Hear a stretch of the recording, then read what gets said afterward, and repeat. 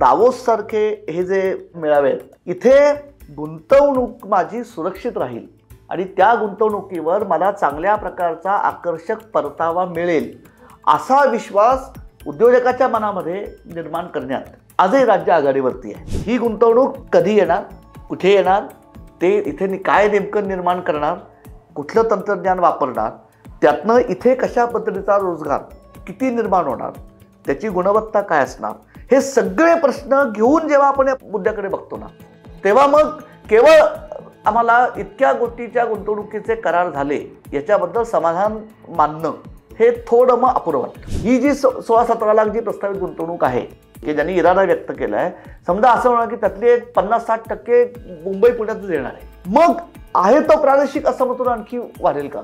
अलीकडच्या काळामध्ये विशेषतः ज्या प्रमाणामध्ये आपली जागतिक पातळीवरती स्पर्धा सुरू झाली आहे आणि एकूणच औद्योगिक उत्पादन व्यवस्थेमध्ये ज्या प्रगत दर्जाच्या तंत्रज्ञानाचा अवलंब होतोय, ते तितक्या सक्षमपणे हाताळू शकणारं प्रशिक्षित मनुष्यबळ निर्माण करण्यात आपण कमी पडतोय. उद्योगांना इच्छा आहे यायची की ज्याचे लाभ हे राज्याच्या अर्थकारणाला अनेक पद्धतीने मिळू शकतील, पण मग ते प्रत्यक्ष सुरू होत नाही.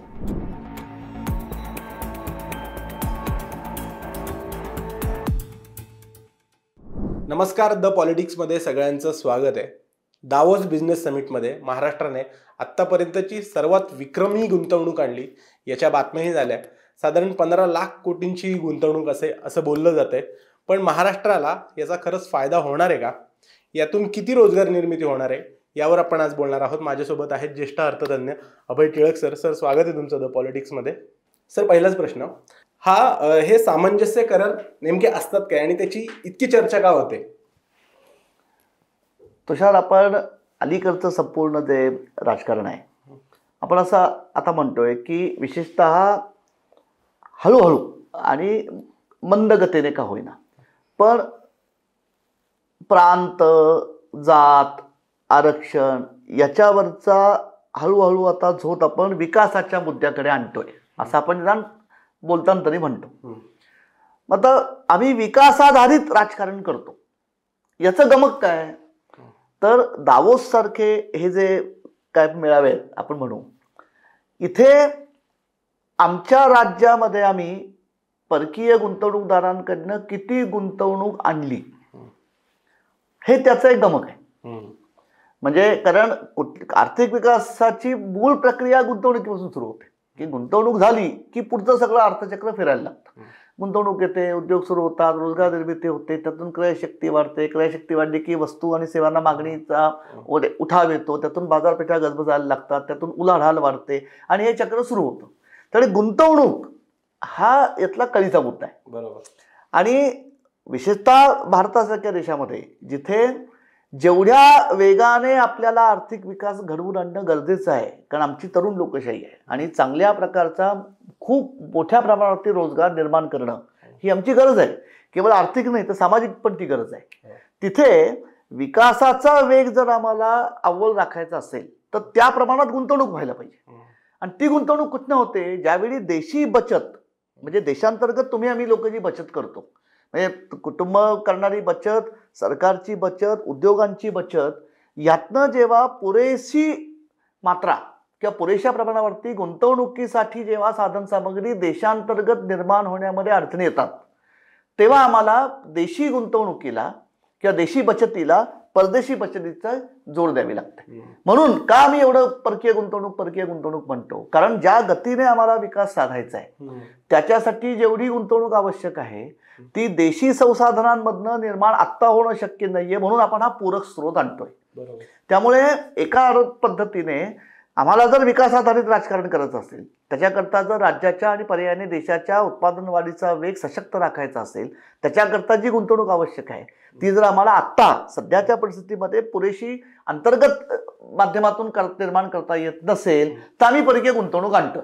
हे एका पातळीवरती जसं राजकीय नेतृत्वाच्या कौशल्याचं गमक ठरतं, तसंच एक अर्थव्यवस्था म्हणून महाराष्ट्राची जी प्रतिमा आहे ती आम्ही किती यशस्वीपणे गुंतवणूकदारांसमोर मांडू शकतोय आणि ती तितक्या प्रभावीपणे, म्हणजे थोडा मी चांगल्या अर्थाने शब्द वापरतोय की इथे राजकीय नेतृत्वाचं मार्केटिंग कौशल्य की म्हणजे आज आपण जर संपूर्ण आपल्या देशाच्या संघराज्याचा जर विचार केला तर आपल्याकडे आज दोन प्रवाह अत्यंत स्पष्ट दिसतात. म्हणजे एका पातळीवरती प्रत्येक संघराज्यामध्ये सहकार्य आणि त्याचवेळी निकोप स्पर्धा.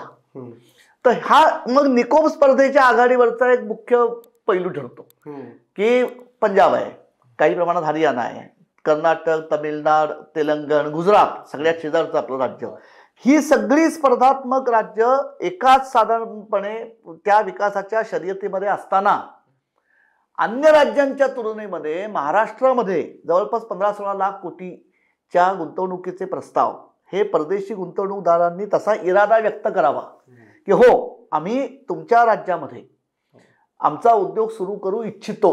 म्हणजे हे ज्याला आपण हे करार म्हणतो, याचं साधारणपणे ढोबळ याचा अर्थ असा आहे की जे उद्योग आज अनेक बाकीच्या देशांमध्ये कार्यरत आहेत त्यांनी पहिल्यांदा भारतामध्ये आम्ही गुंतवणूक करू आणि भारतामध्ये सुद्धा जी त्या गुंतवणुकीला म्हणजे गुंतवणूक रिचवू शकतील, हा जास्ती चांगला शब्द आहे, अशी जी राज्य आहेत त्यातल्या त्यात महाराष्ट्र आहे, तर आम्ही महाराष्ट्रात येऊ, हा इरादा व्यक्त करणं, हा त्या खरं त्याला म्हणजे त्याला इंग्रजीमध्ये आपण लेटर ऑफ इंटेंट म्हणतो की उद्योग चक्क सांगतं की हो, आम्ही तुमच्याकडे आमचा उद्योग स्थापन करण्याचा आमचा इरादा आहे, म्हणजे इच्छा व्यक्त केलेली आहे.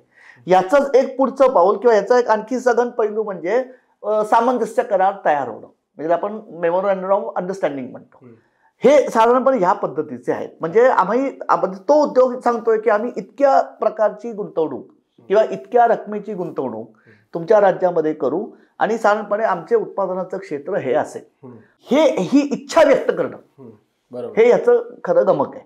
आणि आता जे माननीय मुख्यमंत्र्यांच्या आपण जे वाचतोय की असे यावेळी डावोसमध्ये जे आपले मुख्यमंत्री राज्याचे गेले त्यांच्याबरोबर ज्या चर्चा तिथल्या उद्योजकांनी केल्यात त्यातनं अशी गुंतवणूक करण्यास इच्छुक असणारे जे सगळे गुंतवणूकदार आहेत त्यांची प्रस्तावित गुंतवणूक किती होईल बेरीज, तर ती 16-17 लाख कोटीची आहे.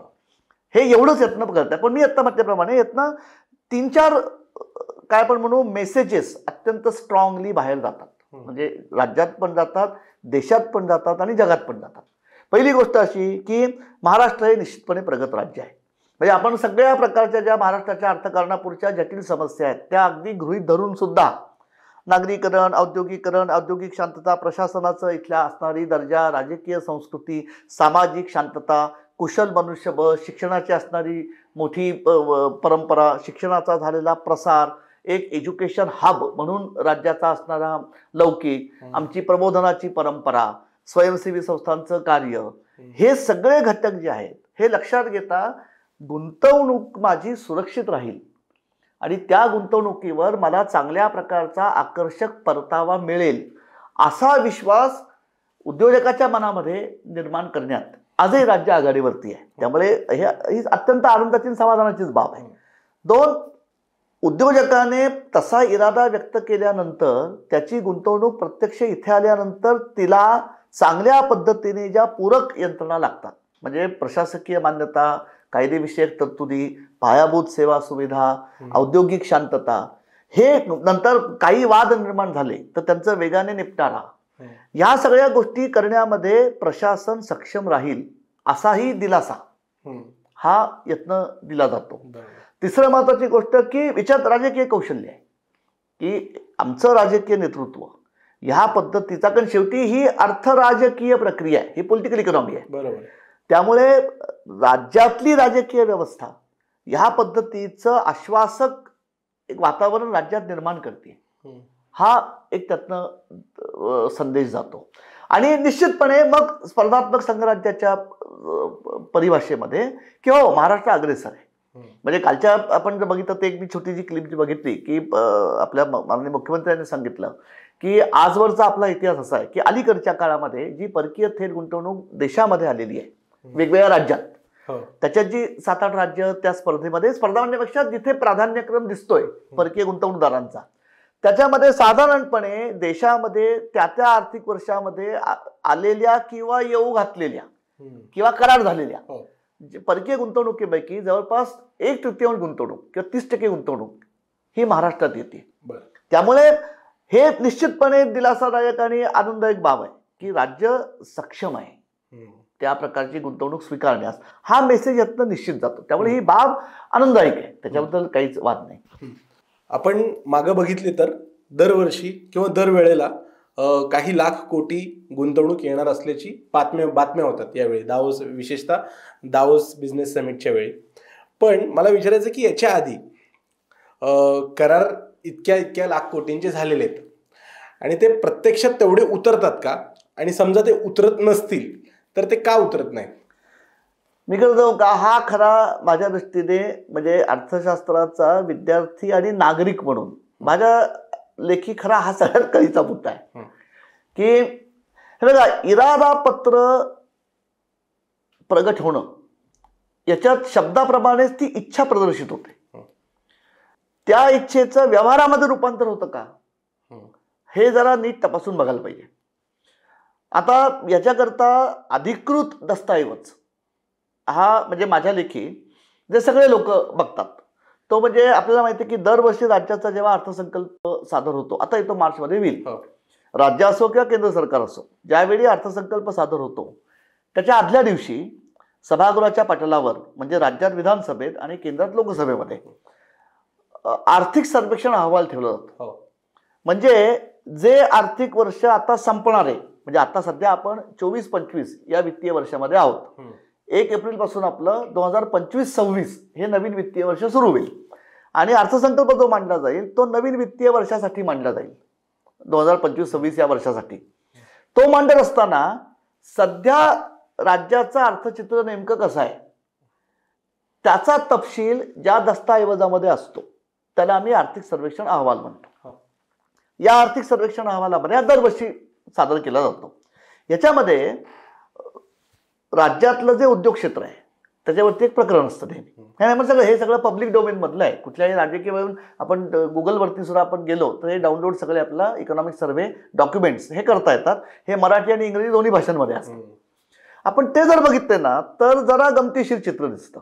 मी गमतीशीर अशा अर्थाने म्हणतोय की समजा मी अगदी उदाहरणार्थ फार आपण मागे नको जायला, 2023-24 जे वर्ष गेलं होतं त्या वर्षासाठीचा जो वार्षिक सर्वेक्षण अहवाल आहे, आर्थिक सर्वेक्षण अहवाल आहे, तो जर आपण बघितला तर त्याच्यात एक आकडेवारी दिसते की ऑगस्ट 1991 म्हणजे उदारीकरणाचं पर्व जेव्हापासून सुरू झालं आणि ज्या पर्वाचा माझ्या मते एक भरघोस लाभ महाराष्ट्राला मिळालेला आहे, तिथपासून ते अगदी 22-23 वर्षापर्यंत राज्यात एकूण किती उद्योगांना मंजुरी मिळाली, म्हणजे किती औद्योगिक प्रकल्पांना राज्य सरकारने मंजुरी दिली याची आकडेवारी आहे. ती जवळपास 20,000च्या वर जाते. आणि ह्या सगळ्या उद्योगांनी इथे किती गुंतवणूक प्रस्तावित केली होती त्याचा पण आकडा देत आहे. बरं, ती अशी जवळपास एक 22-23 लाख कोटीच्या वर जाते. गंमत याच्यामध्ये अशी आहे की याच्यापैकी किती कार्यान्वित झाले याची आकडेवारी हल्ली तिथे मिळत नाही. बरं, मी हल्ली हा शब्द अशाकरता वापरतोय की आपण जर प्रत्येक वर्षाचे आर्थिक सर्वेक्षण अहवाल बघत आलो तर जवळपास 20-21 सालापर्यंत आपल्याला दोन्ही आकडेवारी दिसते. अच्छा, म्हणजे किती उद्योग प्रकल्पांना मंजुरी मिळाली, त्यांची प्रस्तावित गुंतवणूक किती होती, आणि अगदी नजीकच्या काळात म्हणजे समजा मी जर 20-21 हे 19-20 आपण जर वर्ष घेतलं तर ऑगस्ट 91 ते 2020 सालातला जवळपास ऑगस्ट-सप्टेंबर महिना या संपूर्ण कालावधीमध्ये जे 20-22 हजार उद्योगांना मान्यता मिळाली होती आणि त्यांची जी काही लाख कोटीची गुंतवणुकीची प्रस्तावित होती, आपण जर सरासरी काढली ना तर तुषार असं दिसतं की ही सरासरी फार उमेद वाढवणारी नाहीये. अशा अर्थाने की अगदी 19-20चा जो वार्षिक सर्वेक्षण अहवाल आहे त्याची जर आपण सरासरी बघितली ना तर जेवढ्या उद्योगांना ऑगस्ट 91 पासून महाराष्ट्र सरकारकडनं मान्यता मिळालेली होती त्यांच्यापैकी 43% हे उद्योग कमिशन झाले असं वाक्य आहे. आता प्रपोजल्स हॅव बीन कमिशन्ड असा तिथं जो शब्द आहे हा सुद्धा काही फार स्वच्छ असं मला म्हणजे स्वच्छ म्हणजे त्यातनं नीट आकलन होत नाही. सुरू झाले म्हणजे नेमकं काय झालं, अच्छा, म्हणजे जमीन अधिग्रहण झालं का उत्पादन सुरू झालंय हे कळत नाही. पण किती सुरू झाले तर फक्त 43% सुरू झाले, म्हणजे 57% सुरू नाही झाले.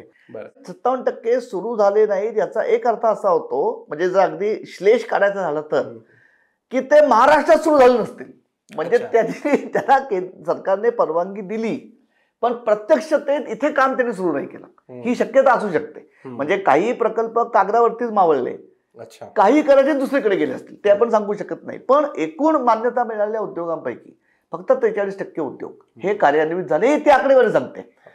जे उद्योग कार्यान्वित झाले त्यातनं जेवढी गुंतवणूक साकारली ती गुंतवणूक समजा त्या संपूर्ण काळात जेवढ्या प्रकल्पांना मान्यता मिळालेली होती ते सगळेच्या सगळे प्रकल्प जर कार्यान्वित झाले असते तर जेवढी गुंतवणूक प्रत्यक्षात आली असती त्याच्या फक्त ती 23%. आपण थोडा म्हणजे 1000 समजा उद्योग येणार असं आपण गृहीत धरलं असतं तर 440 उद्योग सुरू झाले. बरोबर. किंवा 400 उद्योग सुरू झाले. आणि समजा आपण धरू की त्या 1000 उद्योगांनी समजा 1000 कोटीची गुंतवणूक आणली असती तर ती 230 कोटीचीच फक्त आली. अच्छा. हा त्याचा सरळ व्यवहारातला अर्थ आहे. म्हणजे 40% आणि 23% चा अर्थ हा होतो. आता मला प्रश्न असा पडला की जर एवढ्या सगळ्या अनुकूलता महाराष्ट्राकडे आहेत मग ही काही फार उत्साह वाढवणारी आकडेवारी नाही. बरं. मग काय होतं म्हणजे मग बाकीचे उद्योग कुठे गेले ते का सुरू झालं नाही. म्हणजे मला असं वाटतं विचार की इथे मग प्रश्न आणि हा केवळ टीकेचा प्रश्न नाहीये. कारण तुम्ही बघा कालखंड कुठला आहे. कालखंड ऑगस्ट 91 हा सुरुवातीचा बिंदू आहे. म्हणजे जेव्हा सुधारणांना वेगवान सुरुवात झाली तिथपासून समजा आपण 22-23 हा कालावधी धरला तर आज राज्याच्या राजकीय संस्कृतीमध्ये जेवढे पक्ष काय सक्रिय आहेत ते सगळे या काळात सत्तेवर येऊन गेलेले आहेत. बरोबर. म्हणजे 95 ते 2000 हे पहिलं खऱ्या अर्थाने बिगर काँग्रेसी शिवसेना आणि भाजपचं सरकार सत्तेवरती आलं. त्याच्यानंतर शिवसेना, भाजप, फुटलेली शिवसेना, फुटलेली काँग्रेस हे सगळे सत्तेवरती येऊन गेले. म्हणजे इथे ही जी नाउमेद करणारी आकडेवारी आहे हिचं खापर एका कुठल्या राजकीय पक्षावर नाही फोडता येणार. हा एकूण राजकीय प्रशासकीय क्षमतेचा मग प्रश्न बनतो का की पक्ष कुठलाही सत्तेवरती असो पण जर म्हणजे मग उद्योगांना इच्छा आहे यायची की ज्याचे लाभ हे राज्याच्या अर्थकारणाला अनेक पद्धतीने मिळू शकतील पण मग ते प्रत्यक्ष सुरू होत नाही. मग का होत नाही आणि मग ते जर होत नसतील तर त्या कारणांचा मागोवा घेऊन त्यावरती मग उपायात्मक योजना काय होत नाहीत. म्हणजे ज्याला आम्ही ईज ऑफ डुईंग बिझनेस म्हणतो तिथे अडचणी आहेत का. आमचे कायदे कानून जे आहेत त्याच्यात सुधारणा करणं गरजेचं आहे का. जमीन अधिग्रहणासंदर्भात प्रश्न आहेत का.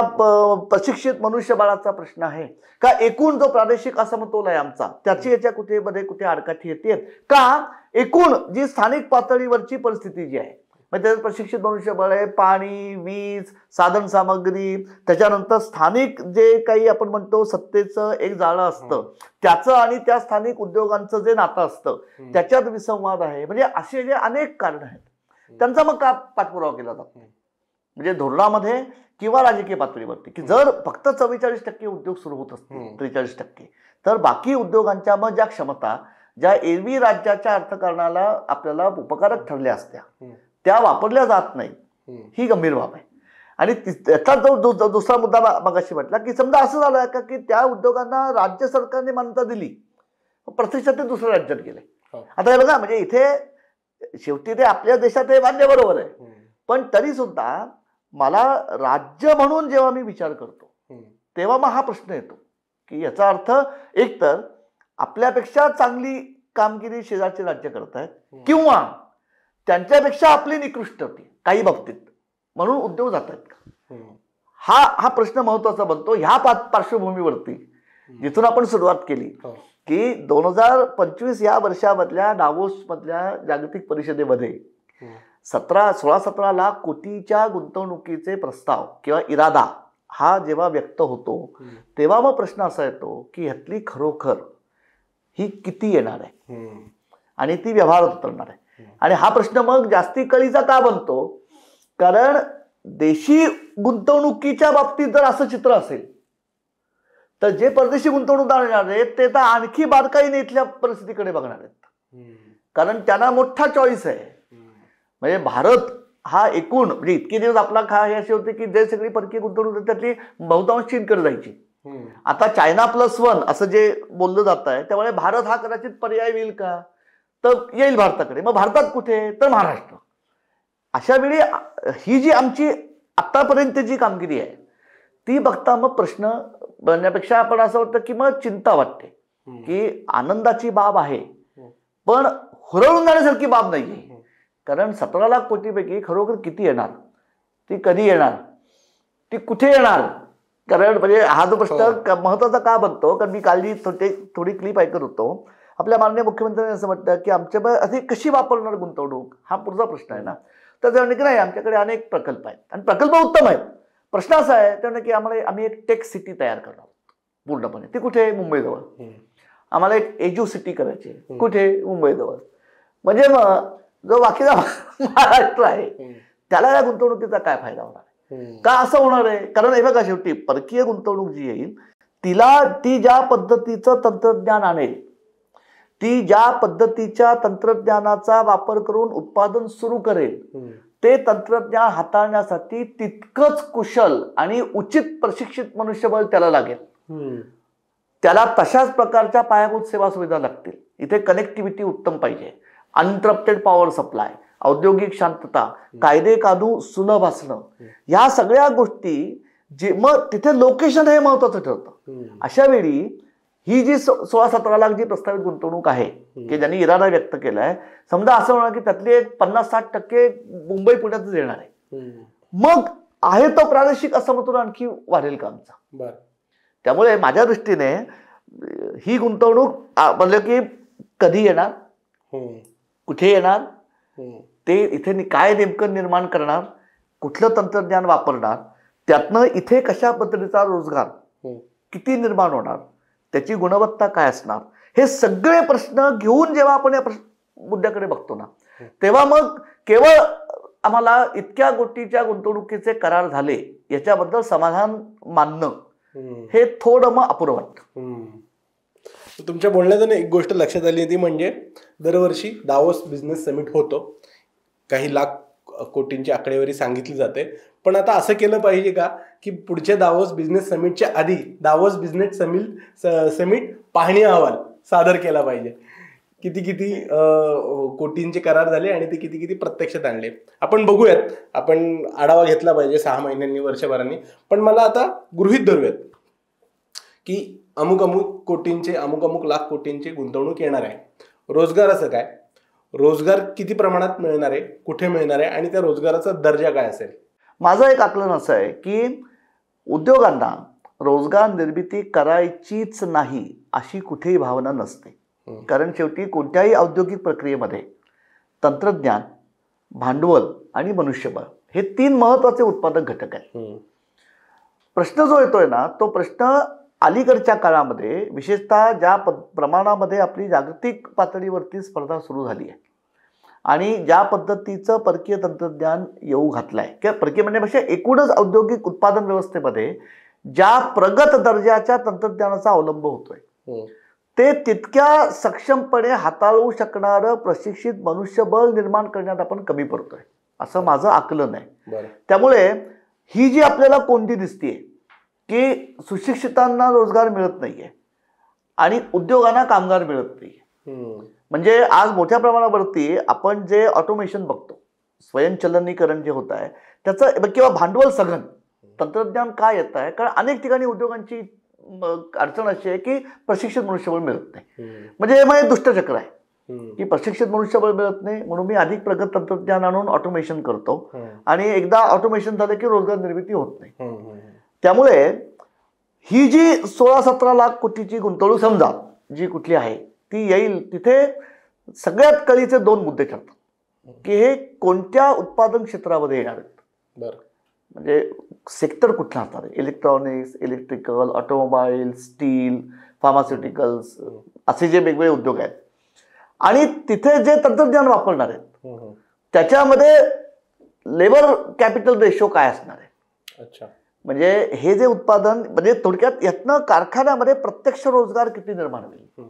पण यांच्याकडून एक सांगितलं गेलंय, म्हणजे मी फक्त तुम्हाला थांबून ते एक अपडेट करतो की 15 किंवा 16 लाख रोजगार निर्मिती होणार आहे असंही सांगितलं गेलेलं आहे. हे आहे आकडेवारी. काय होईल, समजा आपण म्हणू की 15 लाख कोटी आणि 15 लाख रोजगार म्हणजे 1 लाख कोटीची गुंतवणूक समजा, असं म्हणजे माझं गणित काहीतरी चुकत असेल. म्हणजे हे बऱ्यापैकी कॅपिटल इंटेन्सिव्ह आहे, बरोबर आहे. म्हणजे इथे जी यंत्रसामग्री इथे आणून उत्पादन सुरू होईल ते हाताळण्यासाठी तितकंच कुशल प्रशिक्षित मनुष्यबळ लागेल. मग ते आपल्या शिक्षण व्यवस्थेतून निर्माण होणार का? हं. म्हणजे हा मग प्रश्न कसा होतो की उद्योगांच्या मनुष्यबळ विषयक गरजा जशा बदलत आहेत की ज्या पुन्हा त्यांच्या तंत्रज्ञानाच्या प्रकारावरती अवलंबून आहेत, त्याच्याशी सुसंगत आपली मग शिक्षणाची प्रणाली आपण जोडतोय का? म्हणजे आमच्या सगळ्या ज्या ITIs आहेत, IITs आहेत किंवा एकूण प्रशिक्षण संस्था ज्या आहेत त्यांची प्रशिक्षण देण्याची क्षमता आणि उद्योगांची गरज याच्यात मेळ आहे का नाही? म्हणजे मग तिथे प्रत्यक्ष रोजगार या कारखान्यांमध्ये जो तयार होईल तो या गोष्टीवरती अवलंबून असेल की त्यांचं तंत्रज्ञान आणि ती यंत्रसामग्री हाताळू शकणारे कामगार त्यांना पाहिजेत, किंवा मग उद्योगामध्ये स्किल्ड, सेमी स्किल्ड, अनस्किल्ड असं जे स्तरीकरण असतं कामगारांचं, कामं असं होणार आहे की उत्तम पद्धतीचे एक मुठभर जे तंत्रज्ञ आहेत त्यांना डायरेक्ट रोजगार मिळेल. बरं, म्हणजे ज्याला आपण ऑर्गनाइज्ड लेबर म्हणतो की त्यांना कामाचे तास आहेत, हमी आहे, सगळ्या प्रकारच्या सामाजिक सुरक्षेचं कवच त्यांना मिळणार, कारण ते त्यांचे डायरेक्टली हायर्ड एम्प्लॉईज आहेत आणि बाकीचा सगळं कॉन्ट्रॅक्ट आहे. अच्छा. म्हणजे जो एकूण हे उत्तम आहे की समजा 15 लाख रोजगार निर्माण होणार असतील तर त्या 15 लाख रोजगारांचं कॉम्पोजिशन काय असणार आहे? म्हणजे त्याच्यात कंत्राटी लेबर, हंगामी लेबर हे जर मोठ्या प्रमाणावरती असेल तर मी पुन्हा म्हणजे मी निराशाजनक चित्र रंगवत आहे. काही ना काही रोजगार निर्मिती होईल, पण जो भारतीय अर्थव्यवस्थेमधल्या रोजगाराच्या प्रश्नाचा जो जटिल पैलू आहे की रोजगार निर्मिती होते पण त्या रोजगाराची गुणवत्ता काय आहे, तो प्रश्न महिने सुटत नाही. कारण कंत्राटी कामगार हा जो प्रकार आहे इथे 3 गोष्टीचा अडचण येते. एक तर त्याला कुठलीही हमी नाहीये. म्हणजे असंही मी म्हणणार नाही, कारण काय झालंय अनेक ठिकाणी म्हणजे आपले जे कामगार विषयक कायद्यांमधल्या ज्या किचकट बाबी आज उद्योगांना वाटतात त्यापायी कंत्राटीकरण करण्याकडे जो उद्योगांचा कल आहे त्याचा एक अनुषंगिक तोटा असा आहे की सतत अस्थिरता कामगाराच्या मनात राहते. 2, हा कंत्राटी कामगार असल्यामुळे उद्योजक सुद्धा त्याच्यामध्ये फार गुंतवणूक करत नाही, कारण त्याला माहिती असतं हा काही माझ्याकडे फार राहणार नाहीये. म्हणजे कंत्राटी तंत्रावर किंवा हंगामी तत्वावर जो कामगार उद्योगांमध्ये काम करतो, एक तर त्याला कुठलीही सुरक्षितता नसते.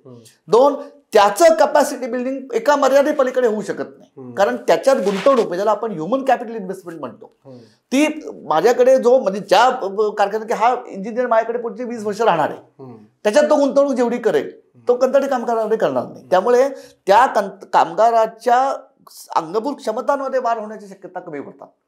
परिणामाने त्याच्या प्रोडक्टिव्हिटीवरती परिणाम होतो, परिणामाने त्याच्या मेहनताण्यावरती परिणाम होतो. ही सगळी जी काय आपण म्हणू कमकुवत बाब आहे रोजगाराच्या गुणवत्तेशी निगडीत, तिची इथे व्यवस्था काय असणार? म्हणजे मुळात कुठले उत्पादन, कुठलं तंत्रज्ञान, त्यातनं किती रोजगार निर्माण होणार, त्या रोजगाराची ही जी विभागणी आहे म्हणजे फॉर्मल किती, इनफॉर्मल किती, आणि इनफॉर्मल मध्ये मग जर कंत्राटी असतील तर त्यांचं प्रमाण किती असणार आहे. मी पुन्हा म्हणतो यातनं म्हणजे काही ना काही प्रमाणात त्या भागामध्ये रोजगार निर्मिती होईल, पण आपला जो मूळ प्रश्न आहे म्हणजे विशेषतः महाराष्ट्राच्या बाबतीमध्ये की अत्यंत पार खेडोपाडी उत्तम आपल्याकडे संस्थात्मक जाणं शिक्षणाचं तयार झालेलं आहे. म्हणजे उच्च शिक्षणाचा प्रचंड आपल्याकडे प्रसार झालाय, त्याची गुणवत्ता काय आहे अत्यंत वादाचा वेगळा विषय आहे. पण तरुण सुशिक्षितांची जी फौज आहे तिला जर असं आश्वासक चित्र की अरे 17 लाख कोटीची परकीय गुंतवणूक आली की नोकरीच्या संधी एकदम उपलब्ध होतील, तिथे हा प्रश्न येईल की त्या संधी आणि आपली गरज यांच्यात मेळ बसेल का.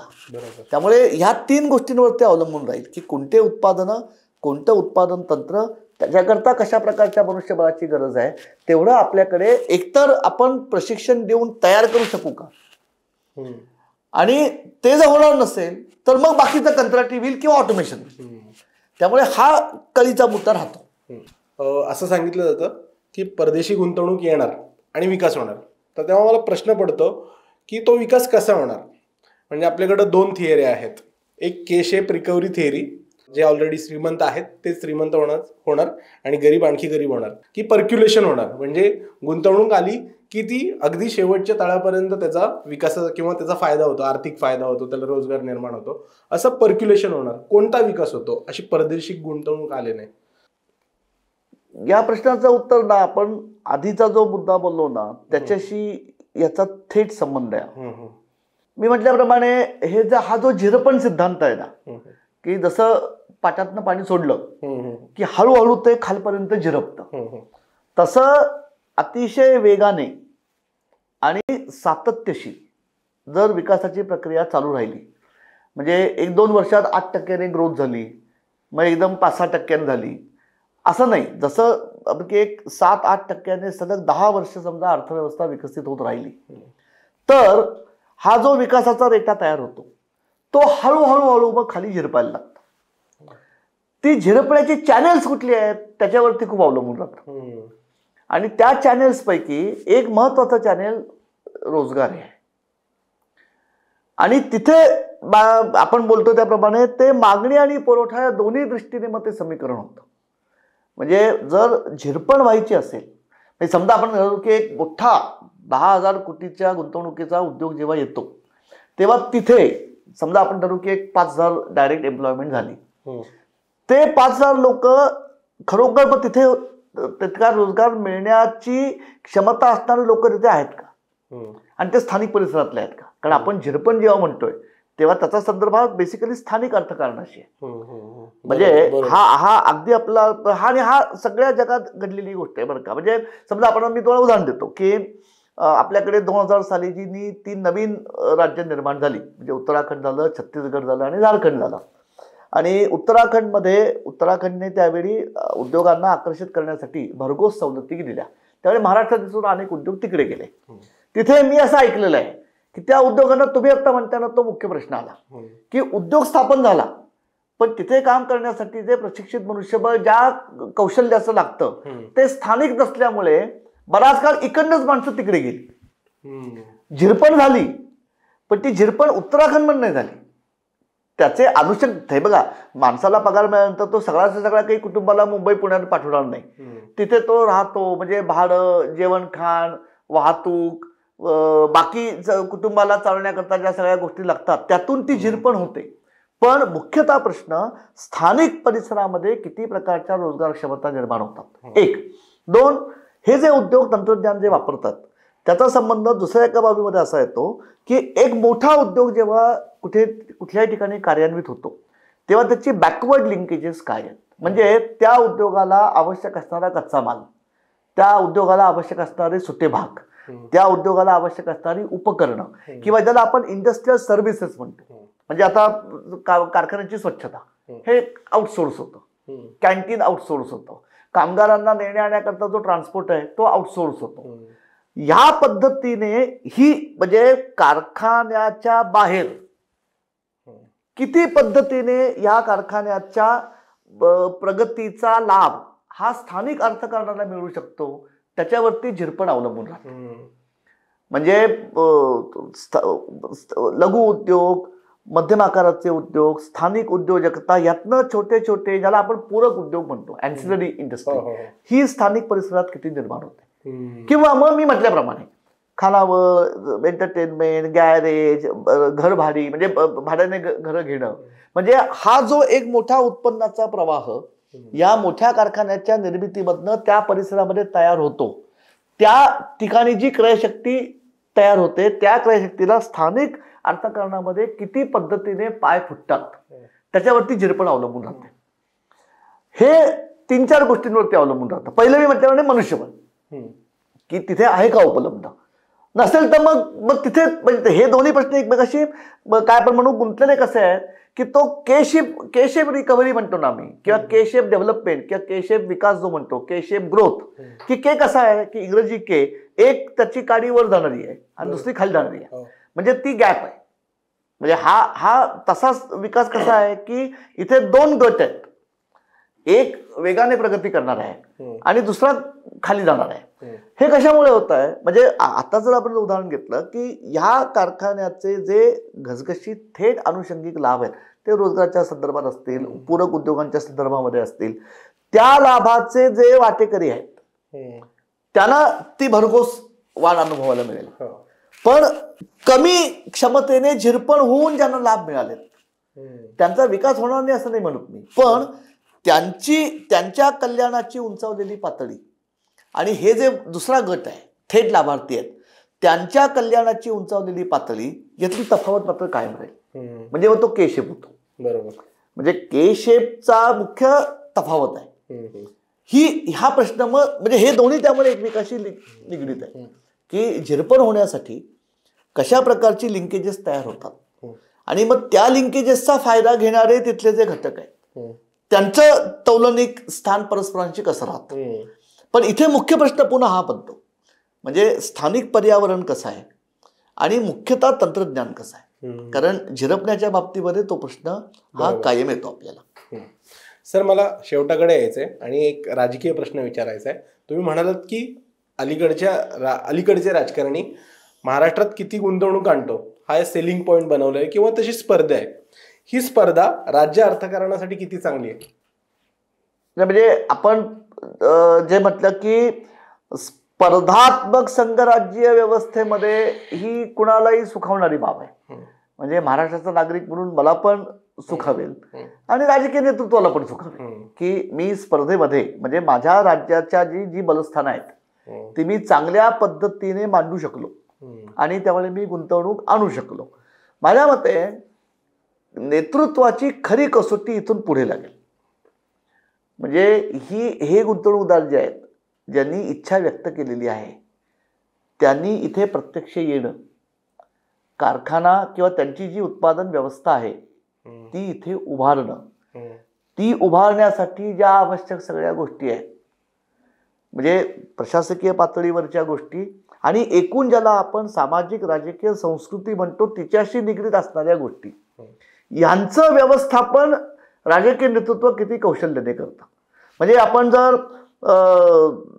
पायाभूत सेवा सुविधांच्या बाबतीमध्ये म्हटलं तर मग रस्ते, कनेक्टिव्हिटी, ब्रॉडबँड, पॉवर, पाणी म्हणजे वीज, पाणी, ह्या ज्या पायाभूत सेवा सुविधा आहेत त्याचा कशा पद्धतीने राज्य सरकार पुरवठा करतं किंवा निर्मिती करतं हा एक भाग झाला ज्याला आपण समजा हार्ड इन्फ्रास्ट्रक्चर म्हणू की जे लागतंच आयुष्याला.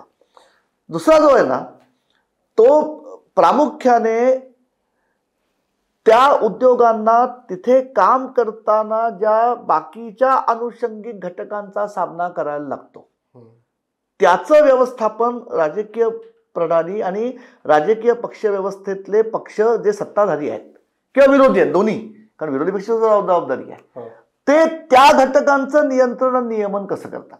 म्हणजे अगदी प्रामुख्याने म्हणजे आमची आता काय झालंय एक तर कंत्राटीकरणामुळे कामगार चळवळ ही आता जवळपास नामशेष झाली कारण तर कोणी भांडायला कोणाला ताकदच नाहीये.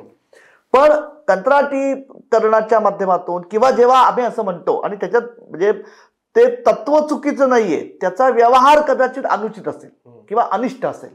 म्हणजे आम्ही जेव्हा म्हणतो की आमच्याकडे उद्योग यायला पाहिजे किंवा कुठलाही जिल्हा म्हणतो किंवा कुठलंही गाव म्हणतं तेव्हा भावना काय आहे की स्थानिकांना त्याचा फायदा मिळाला पाहिजे. आता इथे गंमत होते म्हणजे इथे आम्ही जेव्हा स्थानिकांना लाभ मिळाला पाहिजे असं म्हणतो ना तेव्हा त्या उद्योगाचे किंवा त्या अर्थकारणाचे जे अनुषंगिक लाभ आहेत ते मिळवण्यासाठी किंवा पदरात पाडून घेण्यासाठी रास्त पद्धतीने स्थानिकांचं सक्षमीकरण केलं जाणं ही सगळ्यात मोठी फट राहते आपल्याकडे. म्हणजे जरी कंत्राटी कामगार असतील तरी बऱ्याच वेळा आपल्याला असं दिसतं की त्या भागातला जो बलशाली राजकीय पक्ष आहे किंवा त्याचा जो राजकीय नेता आहे तोच लेबर कॉन्ट्रॅक्टर आहे.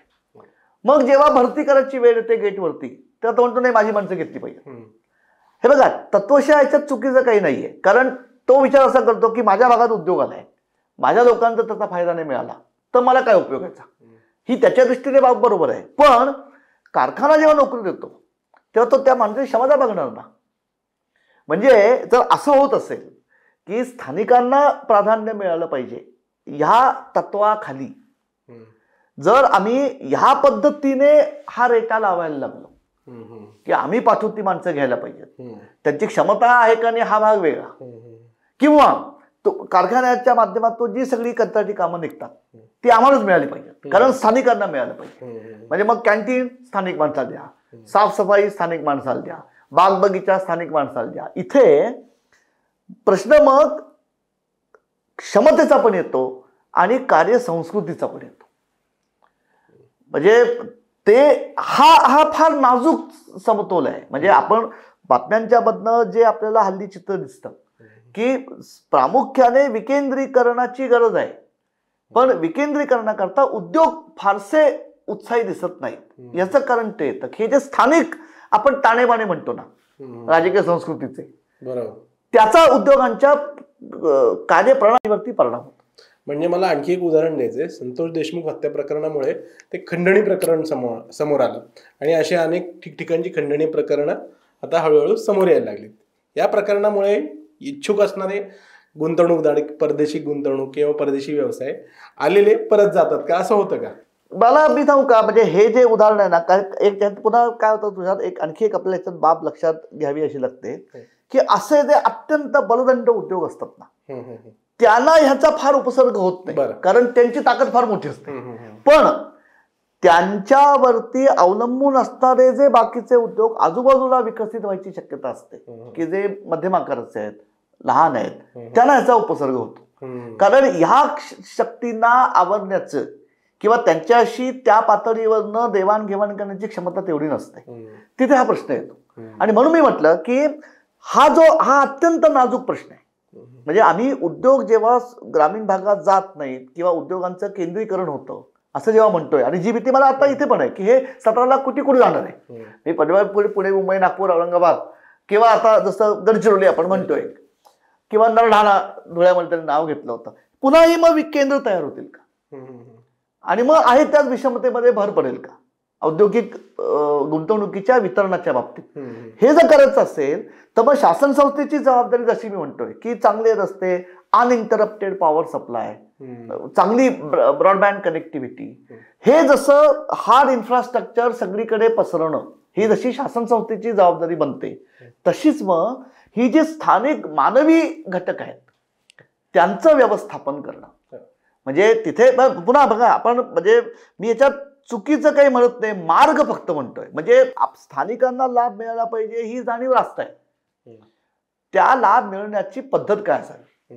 म्हणजे मग जर या राजकीय पक्षांनी किंवा जे स्थानिक नोकर आहेत त्यांनी मग तिथे का ट्रेनिंग प्रोग्राम सुरू करू नये.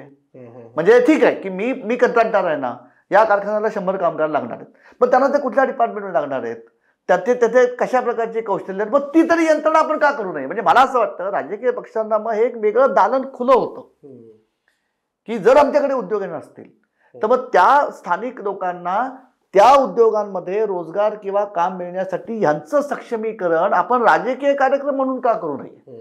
आणि हे महाराष्ट्रात झालं नाही असं नाही म्हणत आहे मी, संपूर्ण आपल्या महाराष्ट्राचा जो लौकिक आहे की सहकार हे जे राज्यातलं एक अत्यंत एकेकाळचं महत्वाचं क्षेत्र होतं आणि आजही आहे. आपण जर सहकाराचं संपूर्ण ती कार्यपद्धती बघितली तर सहकाराची जी मुख्य 5 तत्व आहेत त्याच्यामध्ये सहकारी प्रशिक्षण हा अत्यंत महत्वाचा घटक आहे. म्हणजे सहकारी संस्थेने सहकारी तत्वावरती चालणारा उद्योग सुरळीतपणे चालण्यासाठी जे प्रशिक्षण किंवा ज्याला आपण ओरिएंटेशन म्हणतो हे लोकांना देत बसणं हे त्या संस्थेचं कर्तव्य आहे. मग राजकीय पक्षांनी हे का करू नये की स्थानिक पातळीवर याला उद्योग सुद्धा सहकार्य करतील. म्हणजे जर असं म्हटलं की आम्ही नाही, इथलं स्थानिक एखादी कुठली तंत्रशाळा आहे किंवा ITI आहे किंवा लोकल एखादं टेक्निकल कॉलेज आहे, सगळीकडे आता महाराष्ट्रामध्ये टेक्निकल कॉलेजेस आहेत, या कॉलेजेस मधले अभ्यासक्रम तिथे येऊ घालणाऱ्या उद्योगांचं तंत्रज्ञान, त्यांना लागणारी प्रशिक्षणाची गरज, आणि आमचे जे कोणी आमचे कार्यकर्ते आहेत की ज्यांना नोकरीची गरज आहे त्यांच्या एकत्रित प्रयत्नानं मग प्रशिक्षण का होऊ नये. म्हणजे उद्योगांची पण गरज भासेल आणि ज्या पद्धतीने त्या झिरपण स्थानिक परिसरामध्ये होण्याची गरज आहे ती सुविहित पद्धतीने होईल. म्हणजे धाकधपटशा करून आम्ही स्थानिक आहोत म्हणून कंत्राट आमचं झालं पाहिजे, आम्हालाच मिळालं पाहिजे, ही कार्यपद्धती जर आपल्याला सुसंस्कृत करता आली तर मग हा प्रश्न येणार नाही. त्यामुळे राज्य पातळीवरती म्हणजे जिथं आपण सुद्धा तिथे येऊन थांबूया की उद्या ही 17 लाख कोटीची गुंतवणूक जर राज्यामध्ये खरोखर आपल्याला रिचवायची असेल तर प्रशासकीय क्षमता, गव्हर्नन्स, राजकीय इच्छाशक्ती, राजकीय संस्कृती, प्रशिक्षणाच्या सुविधा, शिक्षण संस्था आणि हे नवीन येऊन घडणारे उद्योग यांच्या गरजांमध्ये किंवा त्यांचा मागणी आणि पुरवठा मनुष्यबळाची याच्यामध्ये मेळ घालणं, हा जो सगळा मोठा व्ह्यू आहे हा करण्याची राजकीय क्षमता आणि राजकीय इच्छाशक्ती ही मग आपल्या राज्य व्यवस्थेला दाखवायला लागेल. आणि त्याच्याकरता जरी युती आघाड्यांचं सरकार असलं, कारण मला हा कायम प्रश्न वाटतो, म्हणजे याच्याकडे माझ्याकडे उत्तर नाही, पण आपण मगाशी ज्या आकडेवारीचा विचार करत होतो की 30 वर्षाच्या काळामध्ये एकूण मान्यता मिळालेल्या उद्योगांपैकी 43% उद्योग सुरू होतात. एकूण जेवढी प्रस्तावित गुंतवणूक होती त्यापैकी 23% गुंतवणूक येते. ह्या सगळ्या पार्श्वभूमी म्हणजे ह्या सगळ्या चित्राला हे आमची युती आघाड्यांच्या राजकारणाची परिस्थिती ही कुठेतरी व्यापक अर्थाने कारणीभूत ठरते. की म्हणजे मी असं नाही म्हणत आहे की एकपक्षीय सरकार असताना सगळं चांगलं होईल, पण शक्यता, कारण युती आघाड्यांचं सरकार जेव्हा येतं आणि